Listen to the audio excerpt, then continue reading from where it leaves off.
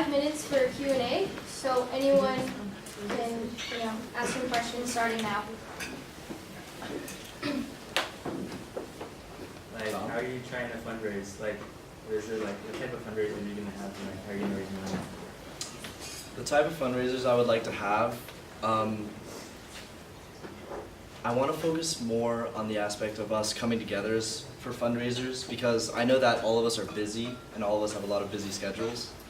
So the biggest concern is attendance and getting people to show up. So I want to make sure that our fundraisers are based around other people's schedules, our members' schedules, so that we have the most amount of people coming to support and coming to help us raise this money. Darla? So similar to the question that Ariana got asked, if you were to incur like unexpected expenses that kind of is like a significant portion of your budget, how would you handle going about, rectifying it? If there were unexpected expenses, the best way I would fix this problem is by addressing why they were unexpected, why they weren't able to come up in previous planning, and hopefully we could do better in the future to account for those expenses. At the time, if we were to experience those expenses, we need to cut down on other events. It is sad, but I know it's an expense that we need to take because there are other things that the money went to.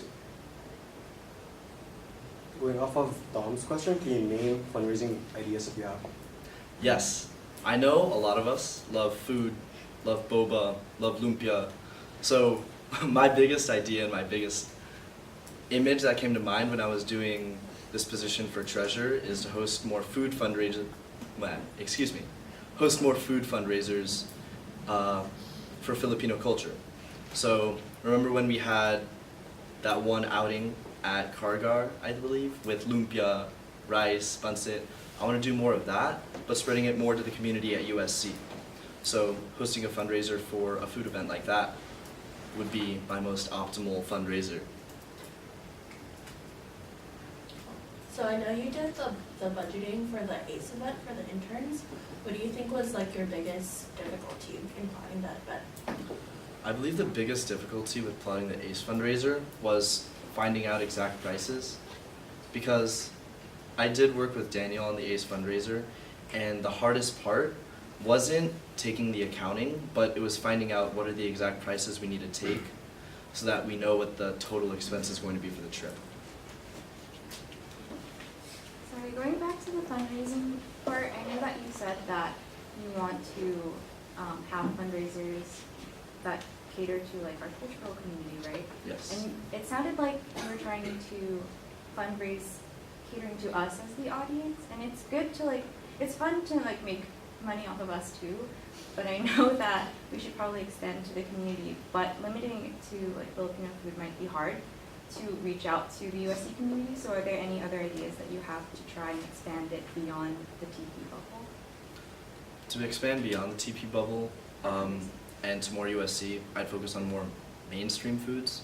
Like I see people buying boba out on Truesdale, or say buying teas and drinks. I'd also like to follow along that same note. Mainstream food and reaching out to what the people like. The mention about Filipino food was just because I believe we should be expanding more upon our Filipino culture and outreaching and showing other people who we are.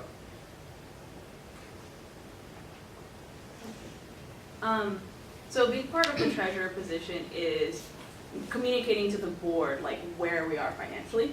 Yes. So how do you plan on approaching transparency with where Troy Fi is at financially, as well as handling reimbursements and things that keep the board running smoothly?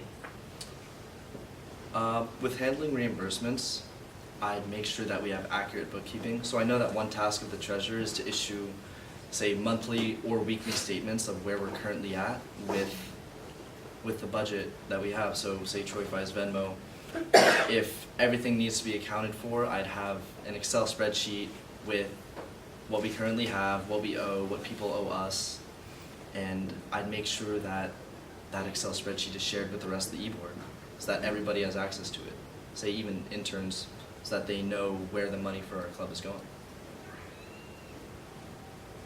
So, Last question. biggest event for Troy is PACN, and we get funding from APASA to be able to pay for the ballroom and Rondalia, Yes. and it's around $4,000. Let's say that we don't get funding from APASA or USG. What would your approach be as treasurer to fund PACN? To fund PACN, I believe that we should host more fundraisers in the fall because PACN is in April, which is 4 months, but I don't believe that's a lot of time in the 4 months to just realize that we need to plan fundraisers then.